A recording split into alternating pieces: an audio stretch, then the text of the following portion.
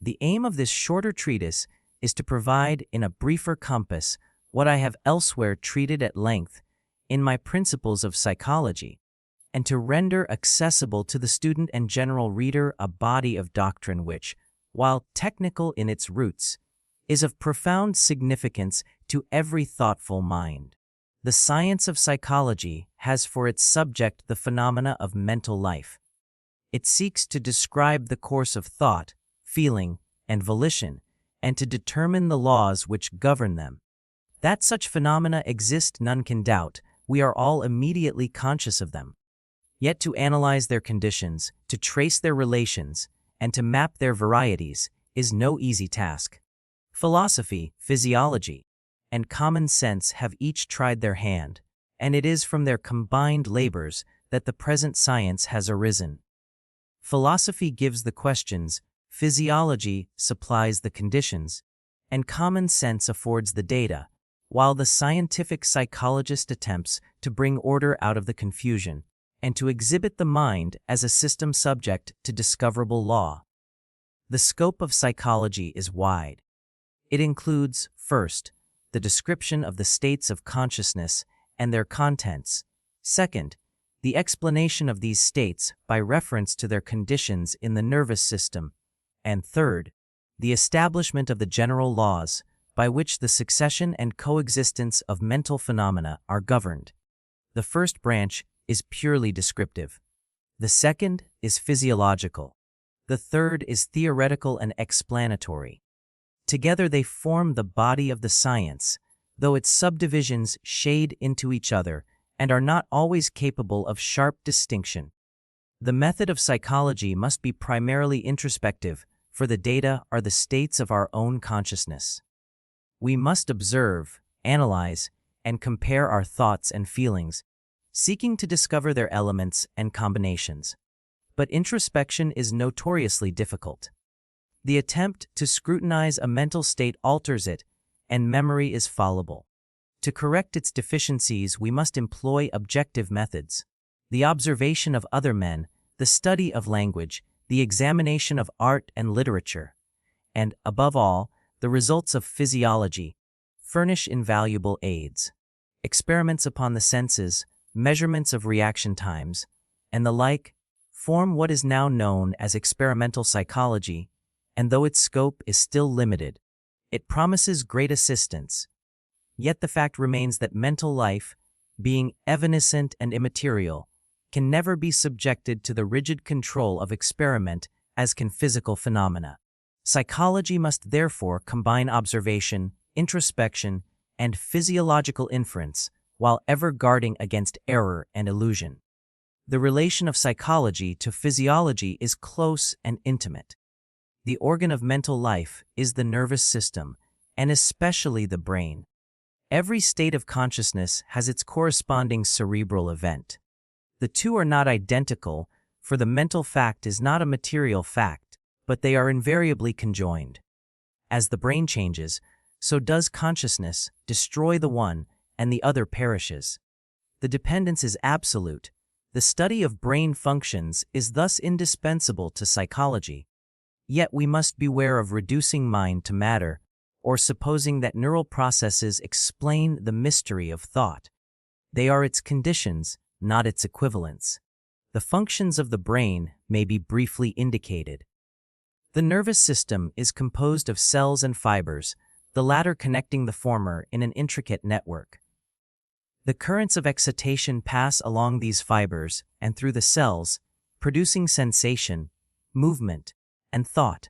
The spinal cord and lower centers provide reflex action and instinctive movement.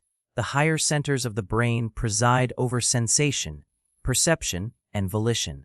The cortex, or outer layer of the brain, is especially the seat of the higher faculties.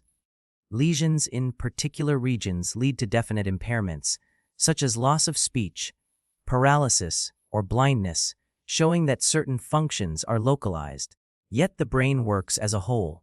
No faculty is the product of a single spot, but of a system of cooperating parts. The nervous system is thus at once specialized and unified. Habit is one of the most fundamental characteristics of living tissue. It means the tendency of actions once performed to repeat themselves with less resistance and greater ease. The law of habit is due to the plasticity of organic matter. A nerve cell once excited in a particular way tends to respond in the same way again. Paths of discharge are formed, which subsequent currents follow. Thus repeated actions become automatic. The child learns to walk, the musician to play, the thinker to reason, by forming habits. The initial effort is great, but practice renders the process smooth and easy. Habit is the basis of skill, of character, and of civilization itself. Physiologically, habit diminishes the conscious attention required for an act. Movements once difficult are executed without thought. Psychologically, habit saves effort and sets free the higher powers for nobler tasks. Morally, it is the means by which virtues and vices alike are formed. Every thought and deed leaves its trace, deepening the channels through which future conduct will flow. Hence the importance of right training. Sow an act, and you reap a habit. Sow a habit, and you reap a character. Sow a character, and you reap a destiny. The influence of habit extends beyond the individual. Social customs, institutions, and traditions are but habits of communities. They perpetuate themselves from age to age, shaping the destiny of nations as personal habits shape the lives of men. Yet habits are not immovable. New habits may be acquired, old ones modified or destroyed. The brain remains plastic, though less so with age. Hence the young are most susceptible to training, and education is largely the formation of good habits. The teacher should remember that every lesson leaves its indelible mark, and that character is built not by occasional acts, but by the steady accumulation of habitual responses. The analogy of habit to the ruts made by cart wheels in a road is close. Once the track is worn, subsequent wheels run in it with little deviation. So the currents of nervous energy, once directed, follow the same paths. To change the course requires effort, sometimes heroic effort. The drunkard or the spendthrift who would reform must contend against the ingrained pathways of his nervous system. But the effort, though hard, is not hopeless. New channels may be formed, and if persisted in, they too become easy. Thus habit is both our master and our servant. It enslaves us to routine, yet it emancipates us from drudgery. It narrows life by making us mechanical, yet it broadens life by freeing our attention for higher things. The practical maxims that flow from the doctrine of habit are clear. Begin early, for plasticity diminishes with age. Never suffer an exception till the new habit is securely rooted. Seize the very first opportunity to act on every resolution you make. Accumulate the most favorable circumstances possible. Above all, keep the faculty of effort alive by a little gratuitous exercise every day. Thus will you strengthen your will and prepare yourself for the emergencies of life. The recognition of habit as a law of mental life brings psychology into close relation with ethics and education. It shows that character is no mysterious gift, but the result of countless repetitions of simple acts. It reveals the importance of training the young in self-control, of surrounding them with wholesome influences, of making virtue pleasant and vice difficult. It teaches that the plasticity of our nature is the ground of both our hope and our peril. By forming good habits, we make ourselves free. By falling into bad habits, we forge our own chains. The study of psychology, then, is no idle curiosity. It touches the most practical interests of man. It reveals the laws of thought and action, and thereby guides us in the conduct of life. To understand the scope of the science, the functions of the brain, and the power of habit is to possess the keys to education, morality, and religion. For upon the mind, as upon the body, nature has imposed laws, and he who knows them may shape his destiny, while he who ignores them must drift with the current of circumstance. Such, in brief, are the foundations of psychology.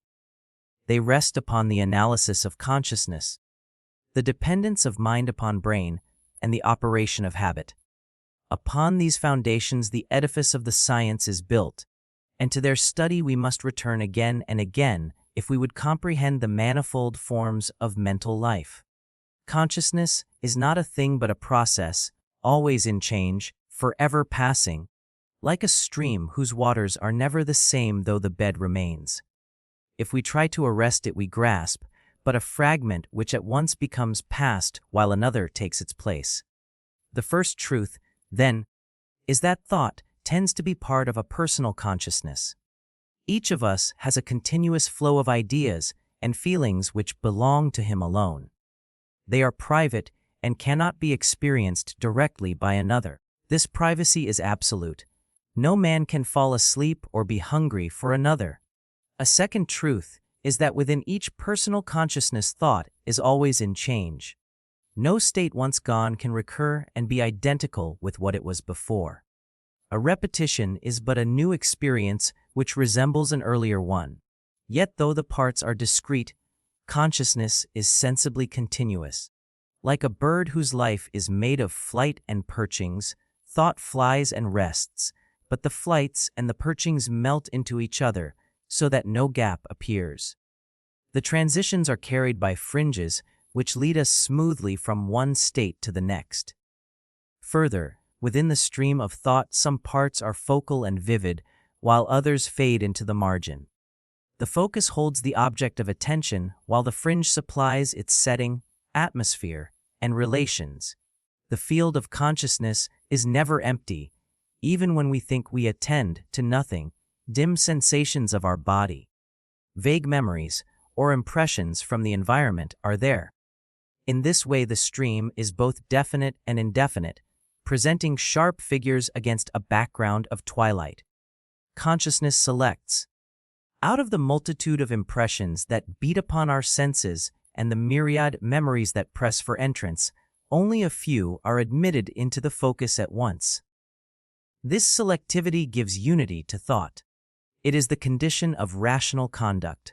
Without it, life would be a chaos, a mere whirl of disconnected sensations. The mind's interest is what guides this choice, and thus the stream is not only a flow but a purposive flow, directed by needs, desires, and aims. The sense of personal identity rests upon this streamlike character of thought. Each later moment knows and appropriates what went before. The present state of consciousness is aware of itself as the inheritor of the past, and in this awareness lies the self. The self is not a single thing, but a complex. We may distinguish the material self, which includes the body, clothes, family, and possessions, the social self, which is the recognition we receive from others, and the spiritual self, which is our inner faculty of thought and will. Each man has as many social selves as there are individuals who recognize him. He may show one aspect to his family, another to his companions, and still another to his superiors, and he will care for the opinion of each. The self is thus not a simple datum, but a collection of what a man calls his own. Yet in the midst of this multiplicity, there is a sense of personal unity, the pure ego, the thinker behind the thoughts. Whether this be a substantial soul or merely the logical form of experience is a question for metaphysics rather than psychology. The psychologist finds only the passing states, each appropriating the past and looking forward to the future, so that the whole forms a stream of consciousness owned by a single self. This sense of ownership, of my thought as opposed to another's, is immediate and indubitable. It arises not from outward marks, but from the inward warmth and intimacy of each state. My grief and my joy are mine, because they possess this inner quality of belonging. They cling to me as no external object can. And because of this intimacy I care for them, strive to retain the pleasant, to avoid the painful, to realize the ideal. The self is thus the center of interest, the pivot of attention, the bearer of responsibility. Attention is the name we give to the taking possession of the mind, in clear and vivid form, of one out of several simultaneously possible objects or trains of thought. Focalization, concentration, and withdrawal from some things in order to deal effectively with others are its essence. It implies effort. Passive attention, as when a loud sound startles us, requires none, but voluntary attention, as when we fix the mind on a dull page or resist distraction, demands energy. The varieties of attention are numerous. We may distinguish immediate or spontaneous attention, which is drawn by the intrinsic interest of the object, from derived or voluntary attention, which is sustained by the thought of some remote end. The child attends to the bright toy without effort. The student attends to his lesson by force of will, because he remembers the reward or punishment that depends upon it. Yet even voluntary attention cannot be kept up without some present interest. The distant end must be brought home by associating it with some actual feeling. Thus, motives are needed to sustain attention, and the will works by enlisting the emotions. The physiological basis of attention is the adaptation of the sense organs and the brain paths to the stimulus selected. The eyes turn, the ears strain. The nervous currents are reinforced in the favored direction. Inhibition of other processes accompanies this reinforcement. The brain is an instrument of selection as well as of reception. It emphasizes certain lines of discharge and suppresses others, so that the chosen object stands out in relief. The effects of attention are manifold. It makes perception clearer, memory more certain, reasoning more coherent. Ideas to which we attend grow vivid and strong. Those we neglect grow faint and fade. Attention determines not only the clearness of thought but the direction of conduct. What we attend to is what determines our acts. Thus, the power of attention is the measure of the power of character. The difference between the great man and the ordinary lies often in the greater capacity to fix the mind upon the desired object and hold it there against distractions. The laws of attention reveal its limitations. We cannot attend to more than one thing at the same instant with equal vividness. What seems divided attention is but rapid alternation. A man may talk and drive at once, but if a danger suddenly arises, his speech stops while his whole mind turns to the road. Attention oscillates between objects, and its rapid shifts produce the illusion of simultaneity. The span of attention is narrow, embracing only a few objects at a time, though practice may enlarge it. Voluntary attention is sustained by effort, but effort itself depends upon the interest which the idea excites. To will is to attend to one idea rather than another, to hold it before the mind till it prevails. When the mind is in doubt, alternatives appear, and whichever is most strongly attended to is chosen. The energy of attention thus decides the issue. Without it, impulses would flit across the mind like shadows, and conduct would be aimless. Fatigue limits attention. The nervous centers can be exhausted, and then concentration becomes impossible. Nutrition, health, and rest affect it profoundly. Strong emotion, too, narrows the field, fixing consciousness upon its object to the exclusion of all else. In fear, we see only the source of danger; in love, only the beloved; in ambition, only the goal. Attention is thus both a physiological and a psychological phenomenon, conditioned by the state of the organism and the play of the emotions. The practical importance of attention cannot be overstated. Education is largely the art of training it. To teach a child is to fix his mind upon certain things, and to form the habit of doing so. The teacher must make the subject interesting, must connect it with the pupil's natural impulses, and must exercise his voluntary attention till it becomes spontaneous. The whole difference between the cultivated and the uncultivated mind lies in the capacity to attend to the right objects and ignore the wrong. Moral discipline, likewise, is a training of attention. Temptation presents a vivid idea which solicits us. Duty presents another which is often faint and pale. To resist temptation is to hold fast to the latter and keep it before the mind until it grows strong enough to prevail. The effort of will is nothing but the effort of attention. By strengthening it, we strengthen the whole moral nature.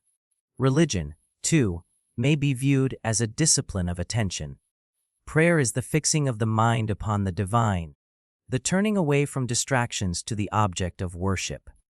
Mystical states are characterized by a narrowing of attention to a single idea, which fills the field of consciousness and colors all experience. In art, in science, in every sphere, success depends upon the capacity for prolonged and sustained attention. Thus, the study of consciousness, the self, and attention reveals the laws of our mental life. The stream of thought is personal, continuous, selective, and purposive. The self is the owner of this stream, complex in its forms but unified by appropriation. Attention is the instrument by which the self directs the stream, focusing it upon what is important and excluding the rest. Together they constitute the essence of our psychic existence. To know them is to know the means by which man governs himself, shapes his destiny, and rises above the brute. The mind has no direct commerce with the outer world. All that we know of it is conveyed through our senses, and our knowledge is mediated by sensations, which arise when the material forces impinge upon the organs of sense and awaken currents in the nervous system. These sensations are the raw material out of which all experience is built. They are the alphabet of our mental life, the ultimate factors which analysis can reach.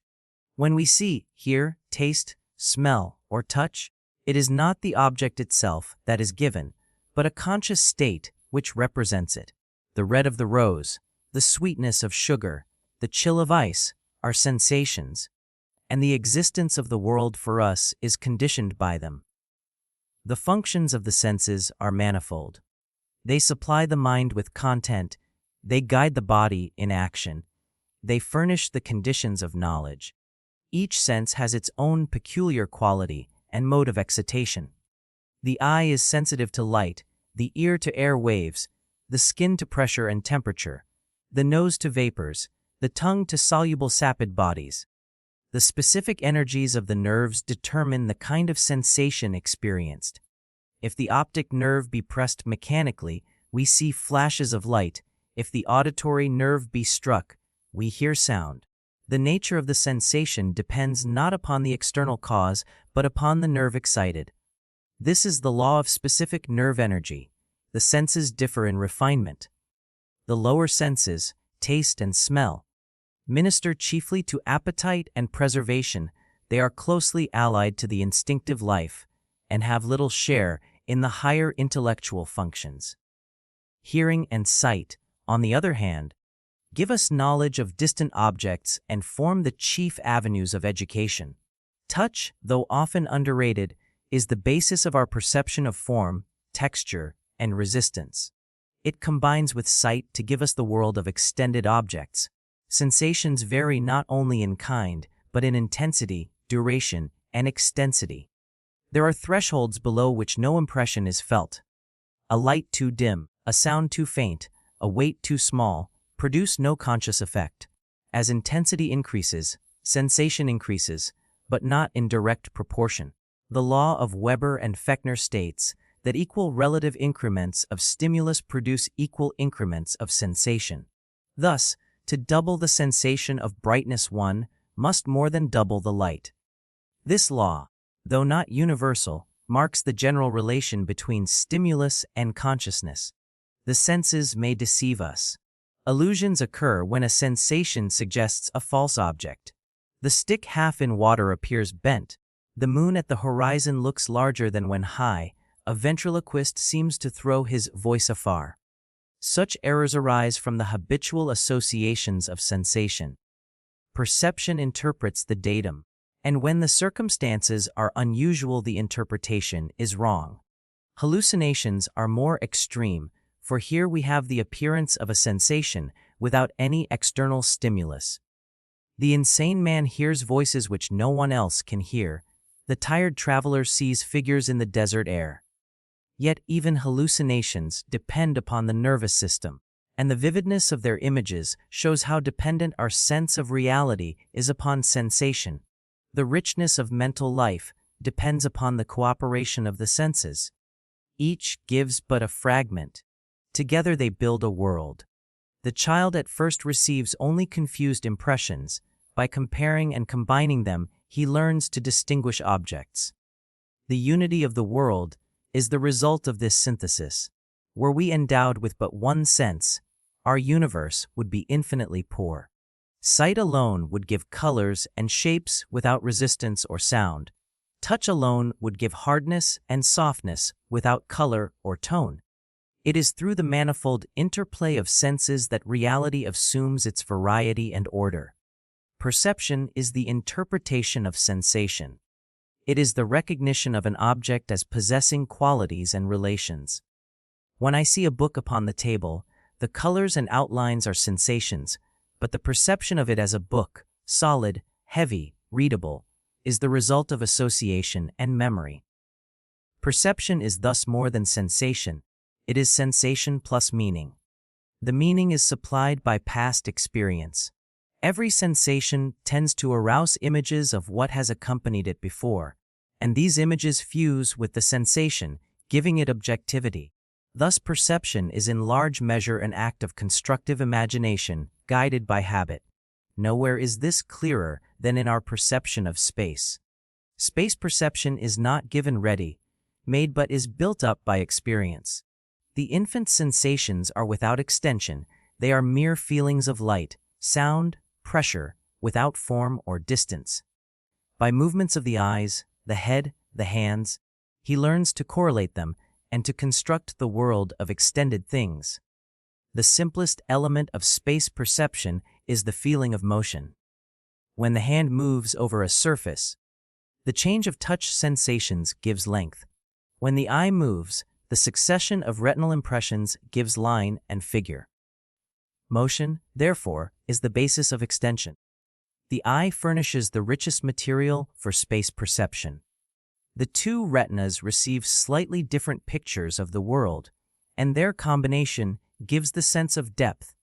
The varying convergence of the eyes when directed to near or distant points adds another cue. The play of light and shade, the perspective of lines, the interposition of objects, all aid in constructing the solid world. But these signs must be learned. The new-born child reaches for the moon as readily as for the rattle. Only by repeated trial does he learn the relation between retinal impressions and actual distances. Space perception is thus an acquired skill, not an innate datum. The sense of touch, with its experiences of pressure and resistance, confirms and supplements sight. By grasping, handling, and walking, we learn the solidity of things. The muscular sensations which accompany movement are especially important. They tell us of direction, effort, and position. Without them, the eye would give us only flat pictures. With them, we realize the three dimensions of space. The blind man, through touch and motion, attains a perception of form as real as that of the seeing. Space perception has its illusions. The moon illusion, the convergence of parallel lines in perspective, the apparent enlargement of objects underwater, show that perception is not a mere passive reception, but an active construction. We interpret signs according to our past habits, and when the circumstances are abnormal, we misinterpret them. Yet these very errors prove the law of perception, for they reveal the processes by which we ordinarily attain the truth. The perception of size depends on the relation between retinal image and distance. An object casting a small image may be judged large if it seems far off, and small if it seems near. Hence the familiar illusions of perspective, where equal lines appear unequal because of their apparent distance. The perception of form depends upon the comparison of spatial relations and may be distorted by unusual angles. The perception of movement depends upon successive differences of position and is subject to false impressions when lights flash intermittently or objects move against shifting backgrounds. Our consciousness of space, then, is a complex construction based upon sensations of sight, touch, and motion, combined and interpreted by the mind. It is not a single sensation, but a system of sensations organized by habit. It arises gradually in the child, is refined by culture, and may be distorted by abnormal conditions. Yet it is so immediate and indispensable that we cannot imagine existence without it. The functions of the senses and the perception of space are fundamental to psychology. They show how mind builds the world out of simple elements. They reveal the dependence of knowledge upon the body and the constructive activity of thought in organizing experience. They explain illusions and hallucinations as natural results of the laws of sensation and association. And they furnish the groundwork upon which memory, imagination, reasoning, and will erect their higher structures. In practical life, the training of the senses is essential. The artist cultivates the eye to perceive delicate shades of color, the musician the ear to detect fine differences of tone, the craftsman the hand to feel minute variations of surface. Education should not neglect this training, for accurate perception is the basis of sound knowledge. He who sees and hears truly is less likely to err in judgment. The refinement of the senses refines the intellect. The senses are also the avenues of pleasure. The harmony of colors, the melody of sounds, the fragrance of flowers, the savor of fruits, the softness of textures enrich existence. They give beauty to the world and delight to the spirit. But they may also be the avenues of pain, for harsh sounds, glaring lights, foul odors, bitter tastes, and rough contacts distress us.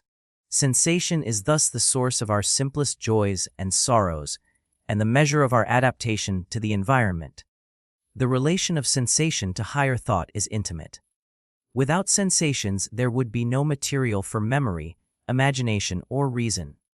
The most abstract concept must be traced back to sensory origin. The mathematician's figures are visual symbols. The philosopher's distinctions are rooted in sensible differences. Even the mystic, who seems to despise the senses, speaks in images drawn from them. Mind without sense would be empty. Sense without mind would be blind. Together they constitute the conditions of experience. Thus, in reviewing the functions of the senses and the growth of space perception, we see how the science of psychology reveals the process by which the individual comes into possession of the world. The flux of sensations, organized by the laws of the nervous system and interpreted by memory and association, becomes the stable universe of things and relations. The apparent world is a construction of the mind upon the basis of sensation.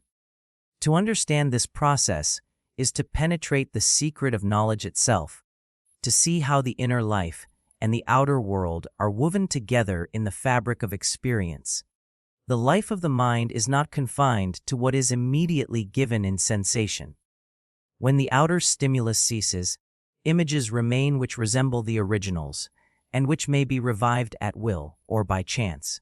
This power of representing absent things is imagination.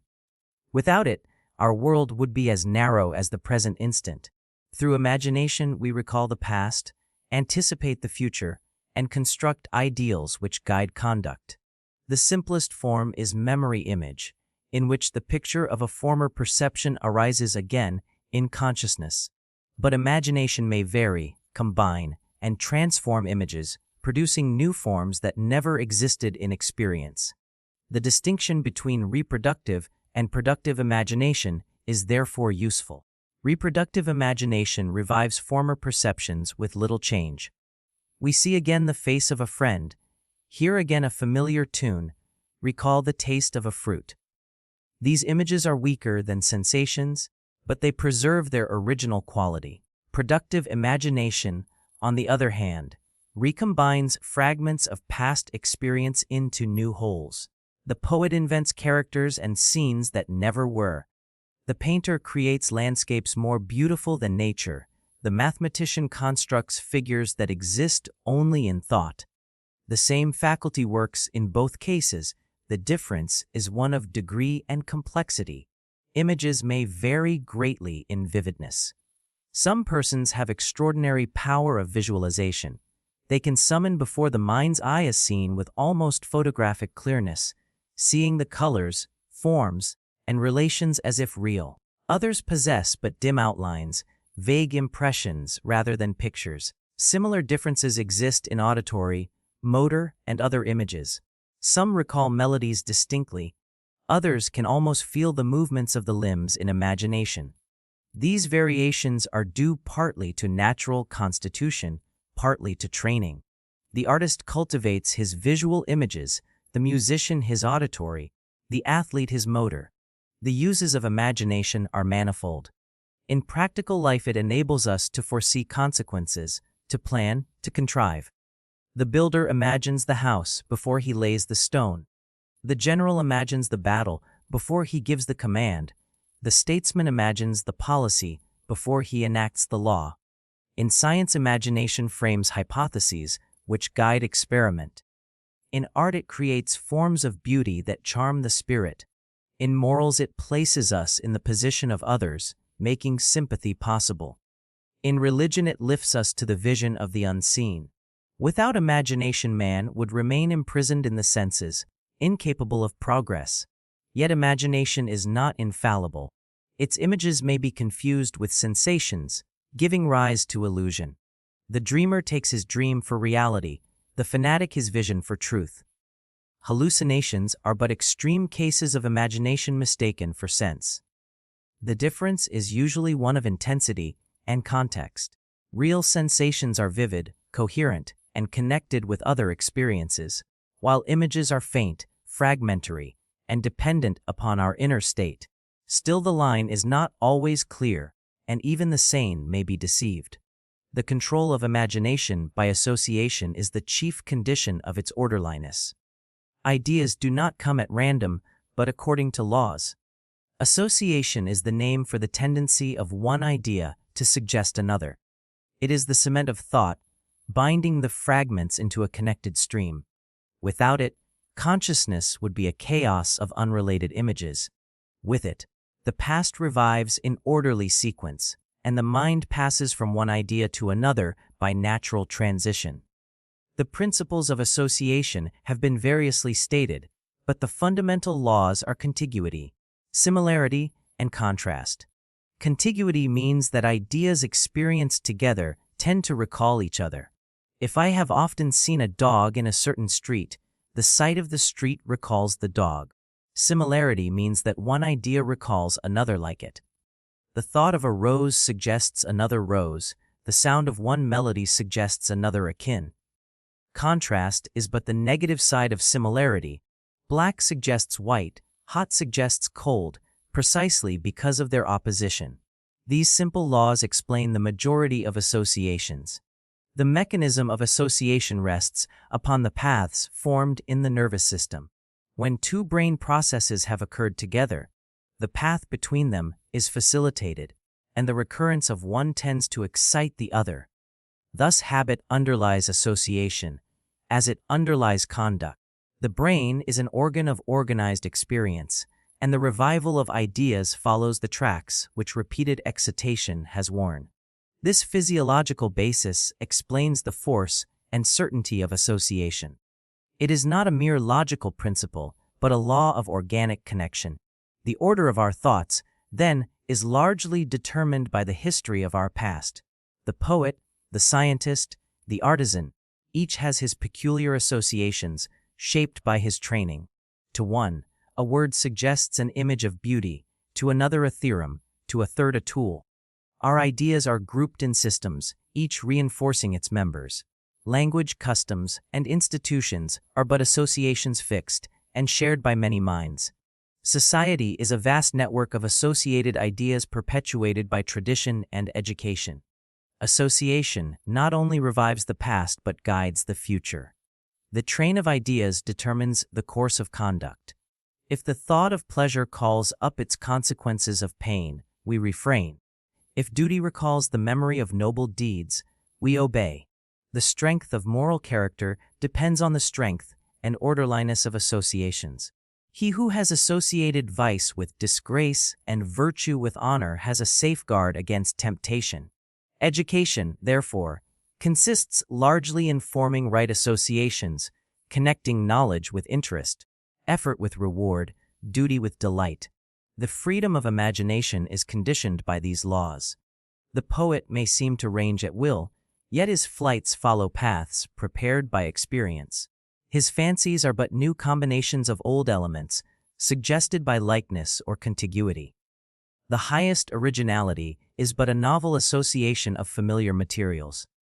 Even genius works with what life has supplied, though it rearranges them in forms that others had not seen. Dreams illustrate the play of imagination under relaxed control. In sleep, the senses are closed, attention is weakened, and the stream of ideas follows the line of least resistance. Associations that waking thought would exclude now run riot. Absurd images, grotesque combinations, impossible scenes arise, yet they are accepted as real. The dreamer lacks the criterion of reality, for his critical faculties slumber. Nevertheless, dreams reveal the laws of imagination. Their incoherence shows what association without attention becomes. Their vividness shows the power of images when unchecked by sensation. Their symbolism reveals the tendency of ideas to embody emotions in concrete form. The relation of imagination to belief is delicate. Images may compel assent if vivid and congruent with our feelings. A man who constantly imagines misfortune may come to expect it as certain. The actor who imagines sorrow may feel it. The child who imagines a ghost in the dark trembles, as if it were there. Thus imagination may act as a cause, influencing conduct through belief. This explains the power of fiction, poetry, eloquence, and oratory. They move us by presenting images so vivid and connected with our emotions that we treat them as realities. The cultivation of imagination is essential to culture. The artist must sharpen it to create beauty, the scientist to frame hypotheses, the moralist to sympathize with his fellows, the religious devotee to conceive the divine. But imagination must be balanced by judgment. Left to itself, it becomes fantasy, illusion, delusion. Guided by association and criticism, it becomes the instrument of progress. The true aim is not to suppress imagination, but to discipline it, to direct its associations toward truth and good. In reviewing imagination and association, we see how closely they intertwine. Imagination furnishes the images, association the links that join them.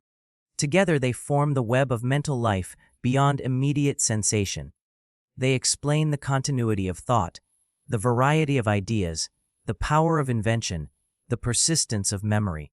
They show how the past enters into the present and shapes the future. They reveal the laws by which mind expands beyond the instant and creates the world of ideals. The laws of association also account for the rhythm of consciousness. Trains of ideas tend to run in grooves, to return to familiar points, to form circles of thought. The man of business dwells upon trade, the lover upon his beloved, the philosopher upon abstractions. Each mind has its own circle, determined by past associations. To break out of it requires a shock, an effort, or a novel experience. Thus association explains both the fixity and the variability of thought. The strength of associations varies. Those frequently repeated become almost automatic. The multiplication table, the alphabet, the catechism are examples. Others are weak and easily displaced. The vividness of the original impression, the frequency of its recurrence, and the emotional interest attached determine its associative force. Hence, what we learn with pleasure is best remembered, what we learn with pain may be forgotten, and what is indifferent often fades entirely. Emotion is the great consolidator of associations, giving them depth and durability. The higher operations of the mind are but complex associations. Reasoning is the association of ideas through their relations, imagination their recombination, judgment their comparison. Even the sense of self rests upon the association of past and present states. Thus association is not a mere adjunct, but the very fabric of consciousness. It is the law of mental life, the thread upon which the beads of experience are strung. The study of association confirms the practical importance of training. By connecting knowledge with interest, duty with satisfaction, and virtue with reward, we can shape character. By breaking bad associations and forming good ones, we can reform conduct. By multiplying rich and noble associations, we can elevate taste and refine feeling. The psychologist thus furnishes to education and morals a principle of widest application. In imagination and association, the mind shows its power to transcend the moment, to range over past and future, to combine and to create. They are the conditions of art, science, morality, and religion. They explain the flights of genius and the follies of superstition. They reveal man as a being who not only feels and acts, but who remembers, anticipates, and aspires.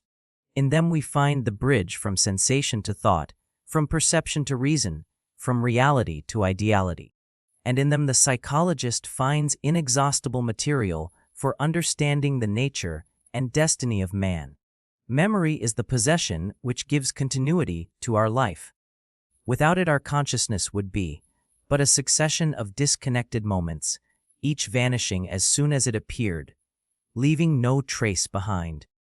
Memory binds together the successive states of the mind into a history, making experience possible, learning fruitful, and character stable.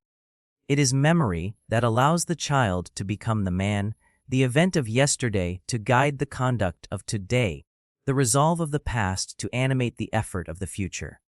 The simplest form of memory is the revival of an image. We recall the face of a friend, the sound of a voice, the smell of a flower, the words of a conversation.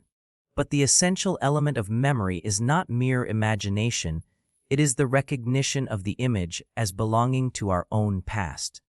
The image must be accompanied by the feeling of familiarity, the consciousness that it has been ours before. This consciousness of previous ownership is what distinguishes memory from fancy. The conditions of memory are manifold. First, there must be a brain trace left by the original impression. The nervous system is plastic. Every excitation leaves behind it some modification that facilitates its revival. Second, there must be a cue or suggestion to bring the trace into activity. A word, a sound, a place may awaken a whole train of recollections. Third, there must be attention at the time of the original experience. What was unnoticed leaves but a faint or no trace. Finally, interest and emotion strengthen memory, for what touches us deeply engraves itself indelibly. The laws of association govern the revival of memories. Ideas that were contiguous in experience suggest each other. One line of a poem recalls the next, one event in a journey the following. Similarity also awakens memories. The sight of a stranger reminds us of a friend he resembles, the sound of a melody of another akin. Thus the past is constantly reappearing, brought to life by present impressions that serve as cues. Memory differs in range and accuracy among individuals. Some remember faces but not names, others names but not faces. Some retain figures, others events, others words. The actor, the lawyer, the student, the merchant, each cultivates the kind of memory useful for his task. But all memory is selective. We forget the vast majority of impressions, retaining only what is significant for our needs. Forgetting is not merely a defect, but an advantage, sparing the mind from useless encumbrance. The art of memory consists in connecting new facts with old systems of ideas, thus securing their revival when wanted. Reasoning is the next higher process of thought. It is the discovery of relations among ideas, the reaching of conclusions from premises. In reasoning, the mind passes from the known to the unknown by virtue of perceived connections. The simplest form is inference from one case to another. Having found fire hot once, we expect it hot again.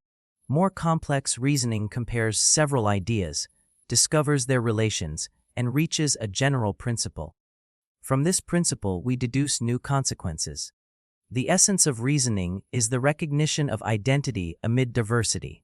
We see that two facts are alike in some respect and infer that they will be alike in another. We perceive that a rule applies to a case and predict its outcome. This power of perceiving relations is the mark of human intelligence. Animals may learn from experience and associate ideas, but their reasoning is rudimentary, confined to concrete cases. Man alone can generalize widely, form abstract principles, and apply them to remote instances. The forms of reasoning are many. Induction ascends from particular cases to general laws. Seeing that stones fall, that apples fall, that bodies unsupported fall, we conclude that all heavy bodies fall. Deduction descends from general laws to particular cases. Knowing that all men are mortal and that Socrates is a man, we conclude that Socrates is mortal. Analogy infers from resemblance in one point to resemblance in another. Seeing that the heart is a pump, we infer that it will obey the laws of hydraulics. Each form of reasoning is useful, but induction and deduction are the great instruments of science. The validity of reasoning depends on the soundness of its data and the correctness of its processes. False premises or faulty inferences lead to error. Hence, reasoning requires verification by observation and experiment. The scientific method is but reasoning controlled by fact. Yet even in daily life we are constantly reasoning, drawing conclusions, forming expectations, making plans. The farmer predicts the harvest, the physician the course of disease, the merchant the movement of markets, all by reasoning from observed signs. Reasoning is aided by language, which fixes ideas, and by symbols, which abbreviate thought. Mathematics owes its power to its symbolic method, by which complex relations are represented and manipulated with ease. Logic is the science of reasoning, formulating the rules that safeguard the process. But reasoning is not merely a matter of formal logic. It depends on insight, sagacity, the power of seizing relations that are not obvious. Genius in reasoning lies not in following rules, but in discovering fruitful connections. Instinct is the natural counterpart of reasoning. It is the inherited tendency to act in certain ways without foresight of the end. While reasoning guides action by ideas, instinct guides it by inborn impulses. The chick pecks at food, the bird builds its nest, the spider spins its web, without learning or instruction. These acts are not taught, but performed at the proper time, in the proper manner, by the proper creatures. Instinct is nature's provision for the preservation of life where reasoning is absent or insufficient. Instincts are manifold and vary with the species. They serve to secure food, to avoid danger, to reproduce, to care for offspring. In man, instincts are numerous but less fixed than in animals. He has impulses to suck, to cry, to grasp, to imitate, to play, to fear, to love. These instincts furnish the raw material of conduct, which education and habit shape into complex forms. The plasticity of human instincts is their peculiarity. They can be modified, checked, or developed by experience, making man adaptable to every condition. Instinct and intelligence are not wholly separate but continuous. Many actions once instinctive may be guided by reason, and reason itself is rooted in instinctive tendencies. The instinct to explore gives rise to curiosity, which develops into science. The instinct to play becomes art. The instinct to imitate grows into education and tradition. Even morality has instinctive bases in sympathy, resentment, and sociality. Thus, instincts are the foundation upon which reason builds. The relation between instinct and habit is close. Instinct supplies the original impulse, habit fixes it by repetition. A child instinctively grasps, but by habit learns to grasp skillfully. Instinct prompts the cry of anger, but habit may shape it into articulate speech. The interplay of instinct and habit explains the development of conduct from rudimentary impulses to complex skills. The errors of instinct appear when the conditions of life change. The moth flies into the flame because its instinct of flight to light, useful in nature, misleads in artificial surroundings. Instincts are conservative, adapted to ancestral conditions, not to novel ones. Hence man, with his intelligence, can adapt where instinct fails. He can learn new ways, unlearn harmful ones, and invent better ones. His reason corrects, supplements, and enlarges instinct. Yet instinct has its own wisdom, deeper than reasoning can always reach. The love of the mother for her child, the social impulses of man, the reverence for the unseen, are instincts that reason may interpret but not create. They are the springs of conduct, the sources of ideals, the bases of institutions. To despise instinct as blind impulse is folly. To respect it as the groundwork of human nature is wisdom. In memory, reasoning, and instinct we see three fundamental powers of the mind. Memory preserves the past, reasoning guides the present, instinct provides the impulses of life. Together they explain the continuity, the progress, and the vitality of consciousness. Memory gives us our identity, reasoning our foresight, instinct our energy. They are not isolated but interwoven, each supporting the other.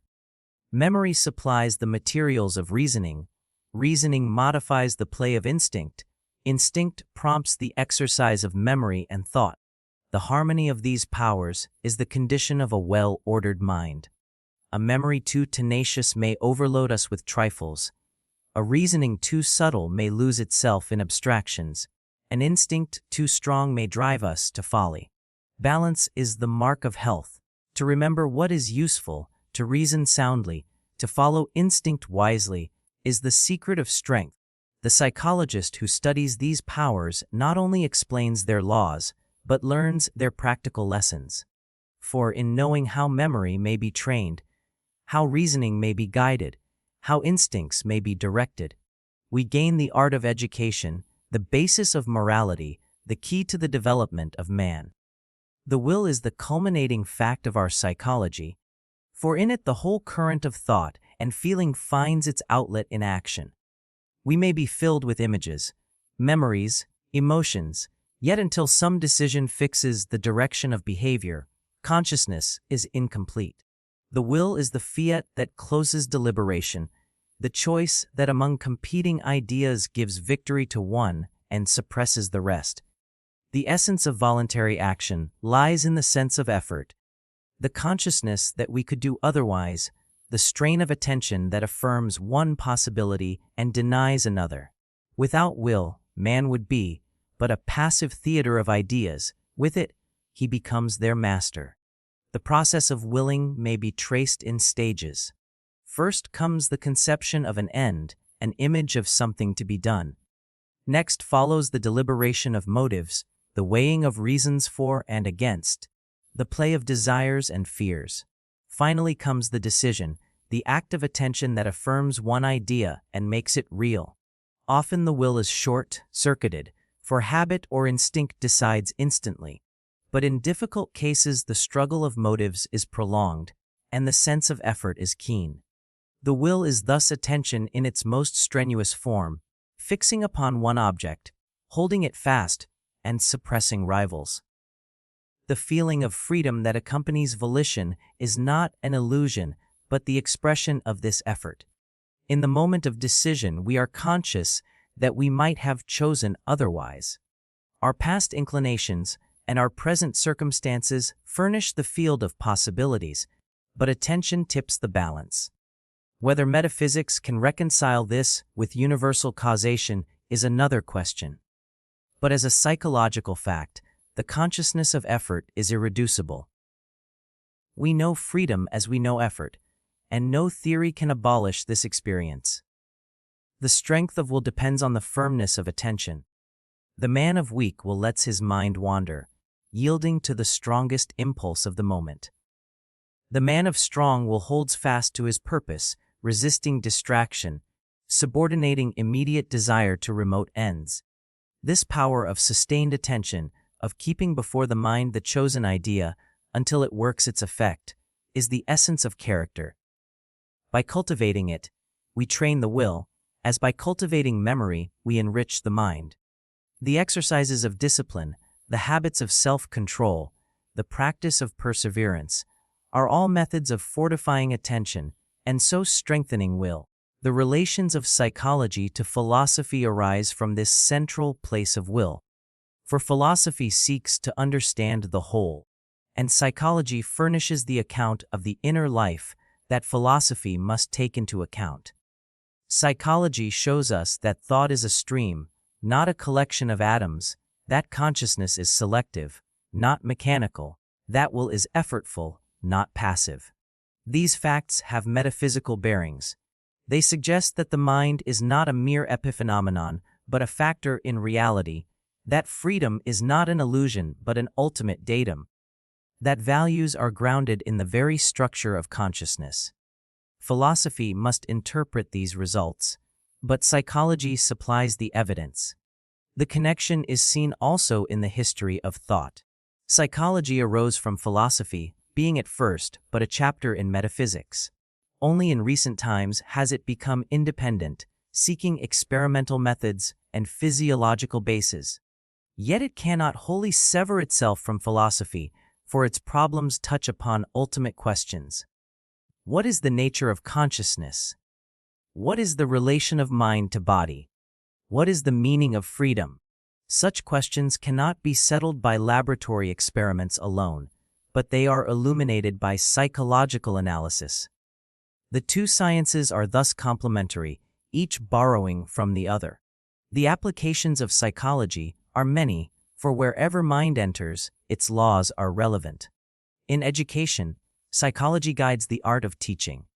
It shows that attention is the condition of learning, that interest is the key to attention, that habit is the basis of skill, that association links ideas, that memory requires system and emotion, that imagination enlarges the horizon, that reasoning grows by practice, that will is strengthened by responsibility. The teacher who knows these truths can shape instruction accordingly, making it effective, economical, and humane. He will not cram the memory with unconnected facts, but will build knowledge into systems. He will not rely on mechanical drill alone, but will awaken interest. He will not break the child's will, but will train it to self-direction. Thus, psychology becomes the ally of pedagogy. In morality, psychology throws light upon conduct. It shows that impulses and instincts furnish the raw material of action, that habits fix character, that emotions color life, that will decides between motives. It reveals the influence of association in linking virtue with honor, vice with shame. It explains temptation as the play of competing ideas, and virtue as the firmness of attention to the higher. It shows that self-control is not repression but redirection, that conscience is the organized voice of impulses trained by society. By understanding these facts, we may guide conduct more wisely, strengthen character, and reform the erring. Moral education thus rests upon psychological insight. In religion, psychology traces the roots of faith in human nature. It shows that man is instinctively religious, possessing impulses of awe, reverence, and dependence. It analyzes the phenomena of conversion, prayer, worship, mysticism, revealing their psychological conditions. It does not thereby discredit them, but explains their mode of occurrence. Religion is not a mere illusion, but an expression of deep, seated needs, satisfying the craving for unity, for security, for ideality. Psychology cannot decide the truth of religious objects, but it can show why and how men believe, and what effects belief produces. In this way it mediates between theology and life. The concluding insight is that psychology, while a science of description and explanation, is also a guide to practice. It shows what forces are at work in the mind, how they may be trained, and to what ends they may be directed. It teaches us to respect the laws of habit, to cultivate right associations, to control attention, to discipline will, to develop imagination, to strengthen reasoning, to guide instinct. It teaches us also to respect the individuality of each mind, for no two are alike. In education, in morals, in religion, psychology supplies the knowledge by which we may shape, conduct, and elevate life. The unity of psychology is found in the conception of consciousness as a stream. From sensation to perception, from memory to imagination, from reasoning to will, the current flows, continuous yet changing, selective yet expansive. In this stream the self appears, not as a fixed substance, but as a center of relations, a focus of attention, a continuity of memories, a power of decision.